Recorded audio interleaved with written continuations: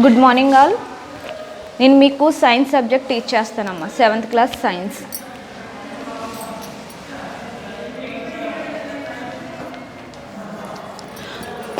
Covid వల్ల మన సిలబస్లో కొన్ని టాపిక్స్ని డిలీట్ చేశారు. అవి కాకుండా రిమైనింగ్ టాపిక్స్ మన సిలబస్లో ఇప్పుడు ప్రస్తుతం ఏ ఏ టాపిక్స్ ఉన్నాయో, ఏ ఏ లెసన్స్ ఉన్నాయో మనం చూద్దాం. ఫస్ట్ లెసన్ వచ్చి ఫుడ్ కాంపోనెంట్స్.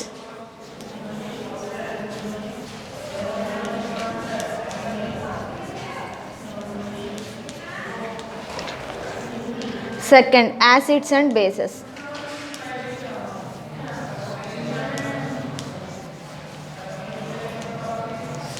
Third lesson వచ్చి animal fiber.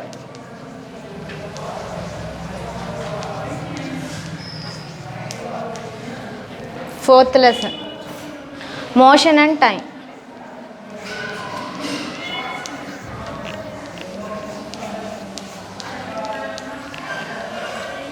Fifth lesson temperature and its measurements. Temperature and its measurements.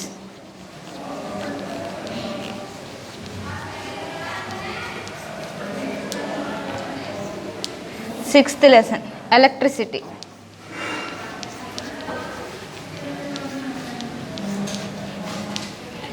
Seventh lesson reflection of light.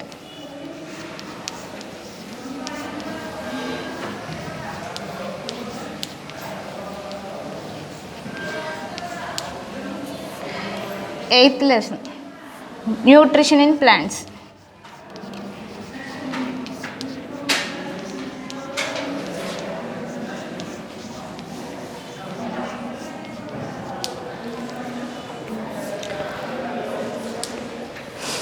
Ninth respiration in organisms.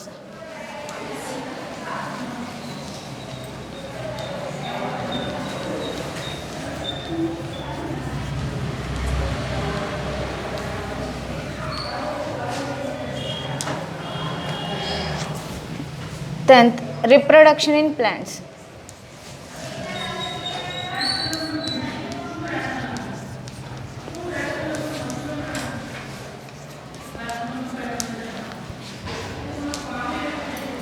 11th seed dispersal.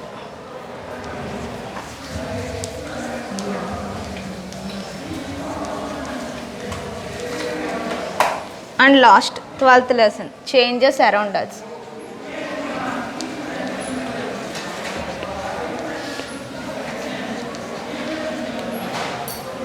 So మనకి 14 లెసన్స్లోని 2 lessons delete చేస్తారమ్మా, remaining 12 lessons ఇవే.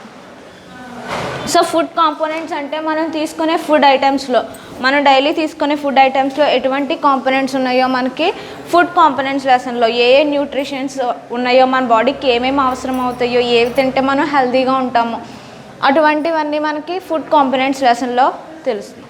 Next acids and bases. Acids and bases.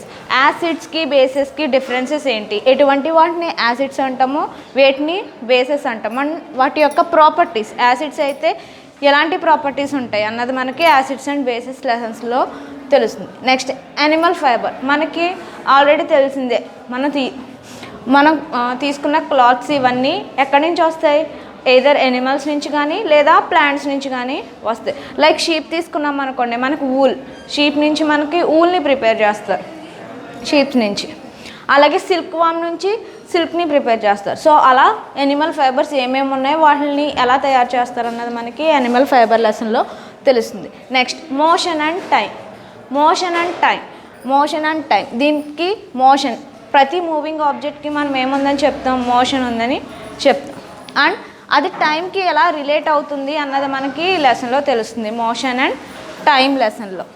Next 5th lesson వచ్చి temperature and its measurements. టెంపరేచర్ని మనం ఎలా measure చేస్తాం, ఏ instruments use చేస్తాం అన్నది మనకి టెంపరేచర్ అండ్ ఇట్స్ మెజర్మెంట్స్. టెంపరేచర్ని మెజర్ చేయడానికి మనం ఏ ఇన్స్ట్రుమెంట్స్ని యూస్ చేస్తామో, ఎలా యూస్ చేస్తాం అన్నది మనకి 5th లెసన్లో తెలుస్తుంది. Next electricity. సో ఎలక్ట్రిసిటీ ఎలా ప్రొడ్యూస్ అవుతుంది, దాన్ని మనం ఎలా యూటిలైజ్ చేసుకుంటాము అన్నది మనకి 6th లెసన్లో తెలుస్తుంది. Reflection of light. ఒక్కొక్క సర్ఫేస్ మీద లైట్ ఒక్కొక్కలాగా రిఫ్లెక్ట్ అవుతుంది. సపోజ్ వాల్ తీసుకున్నాం అనుకోండి, వాల్ మీద లైట్ రిఫ్లెక్ట్ అవుతుందా? అవ్వదు. మిర్రర్స్ తీసుకుంటే మిర్రర్ మీద లైట్ రిఫ్లెక్ట్ అవుతుంది. సో లైట్ ఎలా రిఫ్లెక్ట్ అవుతుంది, ఏ ఆబ్జెక్ట్స్ మీద రిఫ్లెక్ట్ అవుతుందో మనకి రిఫ్లెక్షన్ ఆఫ్ లైట్ లెసన్ నుంచి తెలుస్తుంది. నెక్స్ట్ న్యూట్రిషన్ ఇన్ ప్లాంట్స్లో కూడా చాలా న్యూట్రియంట్స్ ఉంటాయి. సో ప్లాంట్స్లో ఎటువంటి న్యూట్రిషన్స్ ఉన్నాయో ఆ న్యూట్రిషన్స్ మనకి ఎలా యూజ్ అవుతాయో, మనం ఎలా కన్జ్యూమ్ చేయొచ్చో, ఎలా యూటిలైజ్ చేయొచ్చో మనకి న్యూట్రిషన్ ఇన్ ప్లాంట్స్ లెసన్లో తెలుస్తుంది. Next respiration in organisms. Respiration means breathing.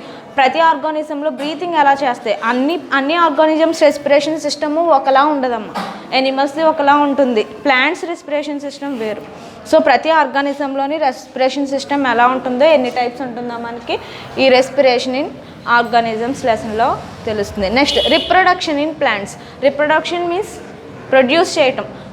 Plants ఏం చేస్తాయమ్మా, సీడ్స్ ద్వారా కానీ లేకపోతే ఇంకో ప్లాంట్ని, దాని నుంచి ఇంకో ప్లాంట్ని, ఒక ప్లాంట్ నుంచి ఇంకో ప్లాంట్ని ఎలా రిప్రొడక్షన్ జరుగుతుందో మనకి 10th లెసన్లో తెలుస్తుంది. Seed dispersal. సీడ్స్ ఒక పాయింట్ నుంచి, ఒక ప్లేస్ నుంచి ఇంకో ప్లేస్కి సీడ్స్ ఎలా స్ప్రెడ్ అవుతాయి అన్నది మనకి.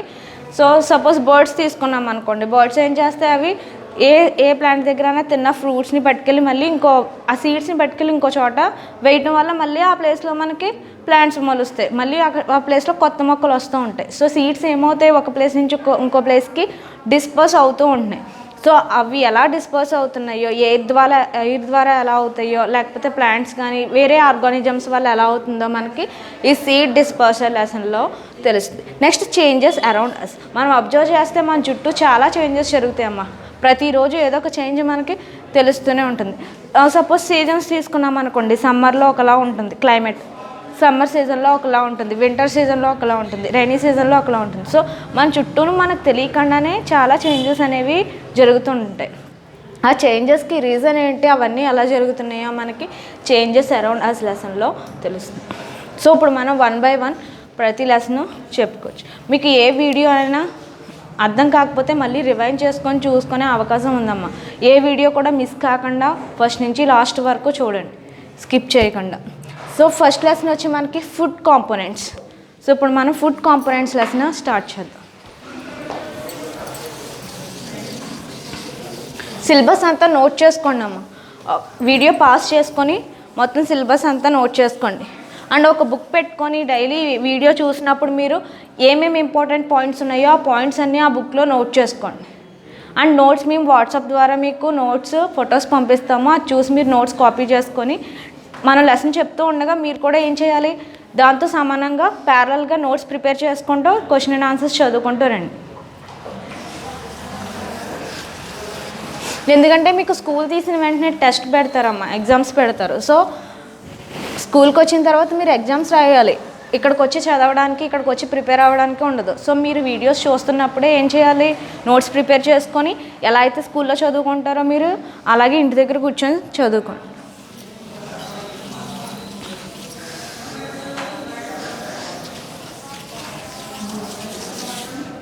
So our first lesson is food components.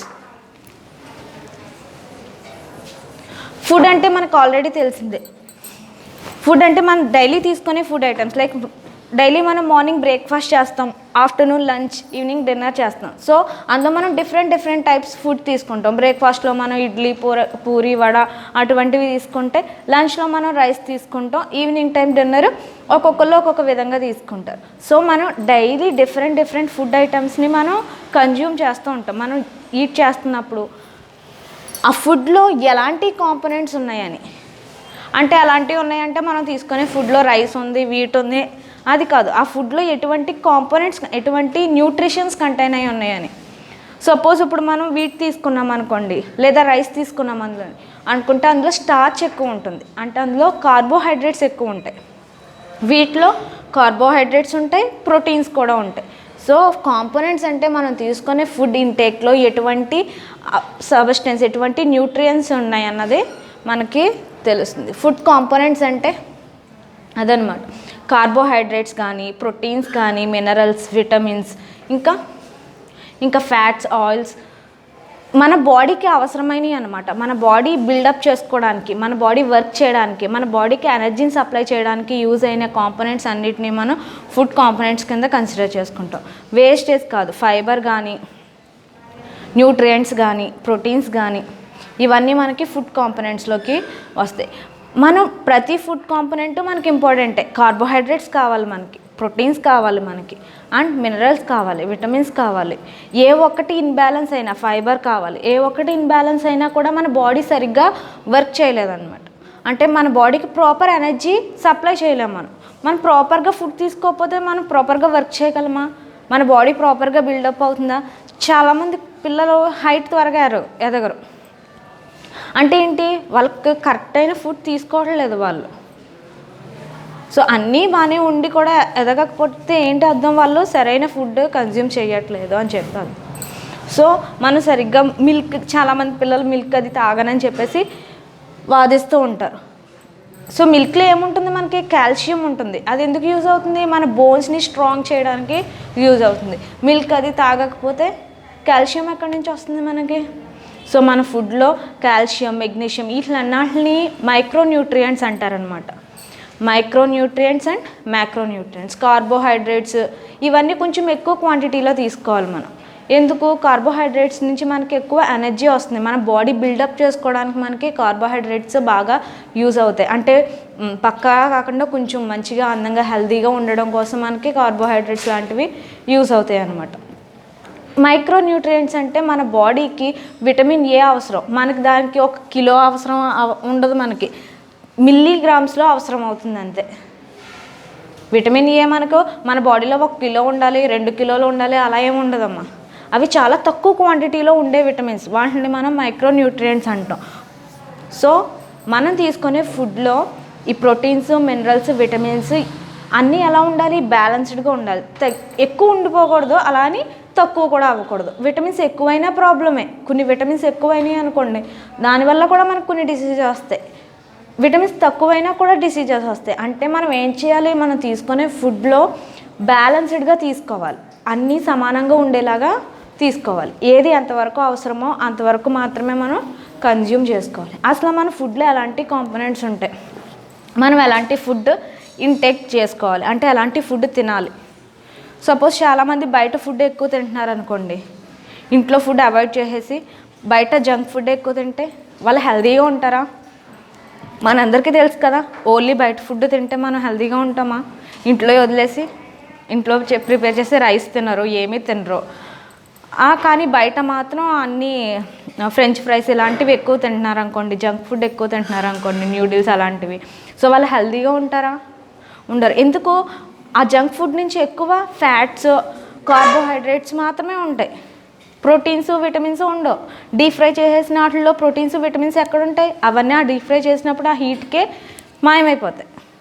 So మన ఇంట్లో బ్యాలెన్స్డ్గా కుక్ చేసుకున్న ఫుడ్ నుంచే మనకి అన్ని న్యూట్రియంట్స్ వస్తాయి అన్నమాట. సో మనం అన్నీ బ్యాలెన్స్డ్గా తీసుకోవాలి. లీఫీ వెజిటేబుల్స్ తీసుకోవాలి, ఎక్కువ వెజిటేబుల్స్, అన్ని కలర్స్ ఉన్న వెజిటేబుల్స్ తీసుకోవాలన్నమాట. అంటే ఒక్కొక్క కలర్లో ఒక్కొక్క విటమిన్ ఉంటుంది. సపోజ్ క్యారెట్ తీసుకున్నాం అనుకోండి, క్యారెట్ ఆరెంజ్ కలర్లో ఉంటుంది, టమాటో ఆరెంజ్ కలర్లో ఉంటుంది, బీట్రూట్ రెడ్ కలర్లో ఉంటుంది. ఇలా రెడ్, ఆరెంజ్ కలర్స్లో ఉన్న వాటిలో ఎక్కువ విటమిన్ ఏ ఉంటుంది.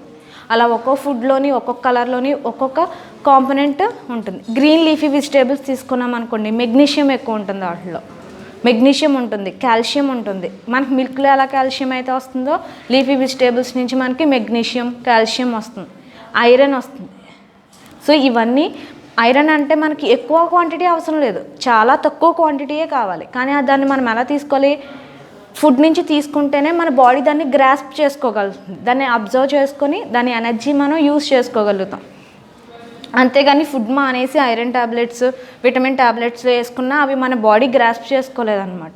సో మనం ఎప్పుడే ఏం చేయాలి? ఇవన్నీ మన ఫుడ్ ద్వారా తీసుకున్నప్పుడే మన బాడీ ఏం చేస్తుంది? బాగా అబ్జర్వ్ చేసుకొని హెల్తీగా ఉంటుంది.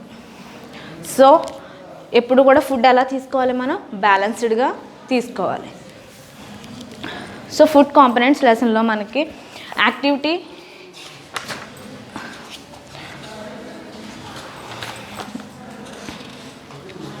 సో మనం తీసుకునే డిఫరెంట్ ఫుడ్ ఐటమ్స్, డైలీ మనం తీసుకునే డిఫరెంట్ ఫుడ్ ఐటమ్స్లో ఎలాంటి కాంపోనెంట్స్ ఉన్నాయో చెక్ చేసుకోండి. మీరు మీ ఫ్రెండ్స్ డిస్కస్ చేసుకుంటే ఎవరు ఎలాంటి ఫుడ్ తింటున్నారు, ఎవరు ఎలా ఉంటున్నారు. ఇప్పుడు కొంచెం బాగా హైట్ పెరిగే వాళ్ళు అనుకో, వాళ్ళు ఎలాంటి ఫుడ్ తీసుకుంటున్నారు అండ్ బాగా హెల్తీగా లేరు, ఎప్పుడు వీక్గా ఉంటున్నారు, వాళ్ళ ఫుడ్ ఎలా తింటున్నారు ఒకసారి అబ్జర్వ్ చేస్తే మనకు తెలుస్తుంది. బాగా తినే వాళ్ళు ఎప్పుడు ఎలా ఉంటారో, బాగా తింటామంటే ఎక్కువ తింటాం కాదు, అన్ని న్యూట్రియంట్స్ అందడం అనమాట. అన్ని న్యూట్రియంట్స్ని బ్యాలెన్స్డ్గా తీసుకోవడం. సో అలా మనం తీసుకునే ఫుడ్లో ఎలాంటి కాంపోనెంట్స్ ఉన్నాయో మనం ఐడెంటిఫై చేయగలిగాలి. సపోజ్ మనం ఏదైనా షాప్కి వెళ్ళి ఏదైనా ఒక మిల్క్ ప్యాకెట్ కానీ, లేదా ఏమైనా ఒక లేస్ ప్యాకెట్ కానీ, లేదా రైస్ ప్యాకెట్ కానీ, లేకపోతే బిస్కెట్ ప్యాకెట్స్ కానీ ఏమైనా కొన్నామనుకోండి, ప్రతి ప్యాకెట్ వెనకాల అందులో ఏ కాంపోనెంట్స్ ఉన్నాయో ఇంగ్రీడియంట్స్ రాస్తారు. అంటే ఏ ఇంగ్రీడియంట్స్ అంటే ఏమేమి యూస్ చేసి ప్రిపేర్ చేశారని. బిస్కెట్స్ అనుకోండి, ఏం యూస్ చేస్తారు, వీట్ కానీ మైదా కానీ యూస్ చేస్తారు, షుగర్ యూస్ చేస్తారు, ఫ్లేవర్స్ యూస్ చేస్తారు. అవి కాకుండా కింద మనకు ఒక టేబుల్లా ఇస్తాడు, ఆ ప్యాకెట్స్ మీద ఒక టేబుల్ ఇస్తాడు, అందులో ఏ న్యూట్రిషన్స్ ఉన్నాయో చెప్తాడు అనమాట. సో ఏ న్యూట్రిషన్స్ ఉన్నాయో చెప్తారు. సో మనం తీసుకున్న ఫుడ్ ఐటమ్ సపోజ్ అలా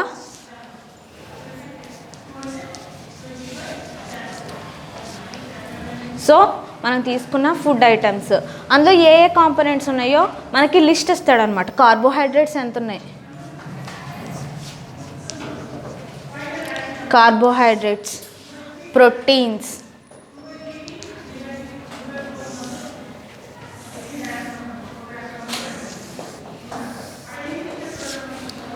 fats, vitamins and minerals,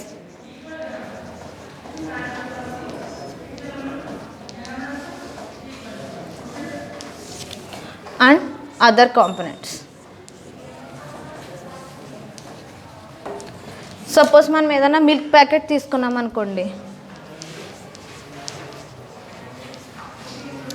so అక్కడ మెన్షన్ చేస్తాడు కార్బోహైడ్రేట్స్ ఎన్ని గ్రామ్స్ ఉన్నాయి, అందులో ప్రోటీన్స్ ఎన్ని గ్రామ్స్ ఉన్నాయి, ఫ్యాట్స్ ఎన్ని గ్రామ్స్ ఉన్నాయి, అండ్ విటమిన్స్ మినరల్స్ ఎంత క్వాంటిటీలో ఉన్నాయి. ఈచ్ ఫుడ్ కాంపోనెంట్ ఎంత క్వాంటిటీలో ఉందో మనకి మెన్షన్ చేస్తారు. సో అవన్నీ ఎలా ఉండాలి, బ్యాలెన్స్డ్గా ఉండాలి. అన్ని కాంపోనెంట్స్ ఉన్న ఫుడ్ తీసుకుంటే మనకే మంచిదే, మన హెల్త్ కూడా బాగుంటుంది. సపోజ్ ఏదైనా ఒకటి కొన్నామనుకోండి, అందులో మనకి కార్బోహైడ్రేట్సే ఉన్నాయి, అందులో ప్రోటీన్స్ లేవు, ఫ్యాట్స్ కార్బోహైడ్రేట్స్ ఉన్నాయి, ప్రోటీన్స్ లేవు, విటమిన్స్ లేవు, అప్పుడు అది మనకి హెల్దీనా? ఆ పర్టికులర్ ఫుడ్ ఐటమ్ మనం ఎక్కువగా కన్జ్యూమ్ చేయటం వల్ల ఏమవుతుంది, మనకి ప్రోటీన్స్ లేవు అందులోని, మన బాడీకి ప్రోటీన్స్ అందుతాయా? మినరల్స్ విటమిన్స్ లేవు, మైక్రోన్యూట్రియంట్స్ లేవు, అవి మన బాడీకి ఎలా వస్తాయి? ఇంకా మనం తీసుకునే ఫుడ్లో లేవు, మరి ఎలా వస్తాయి? రావు కదా. సో అందుకే మనం ఏమన్నా ఫుడ్ తీసుకుంటున్నామో అంటే అందులో కార్బోహైడ్రేట్స్, ప్రోటీన్స్, ఫ్యాట్స్, మినరల్స్, అన్ని న్యూట్రియంట్స్ ఉన్నాయో లేవో చెక్ చేసుకొని తీసుకోవాలన్నమాట. అలా లేని ఫుడ్ మనం ఎక్కువగా కన్జ్యూమ్ చేసామనుకోండి, అది మన హెల్త్కి మంచిది కాదు. సపోజ్ ఇంకో ఫుడ్ ఐటెం తీసుకున్నాం, అందులో మనకి ఓన్లీ ప్రోటీన్సే ఉన్నాయి, వేరే ఏమీ లేవు, అది మనకి హెల్తీ అవుతుందా? అవ్వదు. సో ఎలా ఉండాలి, మనం తీసుకునే ఫుడ్లో కార్బోహైడ్రేట్స్ ఉండాలి, ప్రోటీన్స్, ఫ్యాట్స్, మినరల్స్, విటమిన్స్ అన్నీ ఉండేలాగా చూసుకోవాలన్నమాట. ఆ ప్యాకెట్స్ కాబట్టి మనకి ఏమున్నాయో ఏం లేవో వాడు క్లియర్గా మెన్షన్ చేసేస్తాడు. మెన్షన్ చేస్తే మనకు ఓకే కార్బోహైడ్రేట్స్ ఉన్నాయి, ప్రోటీన్స్ ఉన్నాయి, మినరల్స్ ఉన్నాయి అని మనకు తెలుస్తుంది. మరి మనం డైలీ తీసుకుంటున్నాం కదా రైస్, వీట్, వాటిల్లో మనకి ఏమున్నాయో ఎలా తెలుస్తుంది?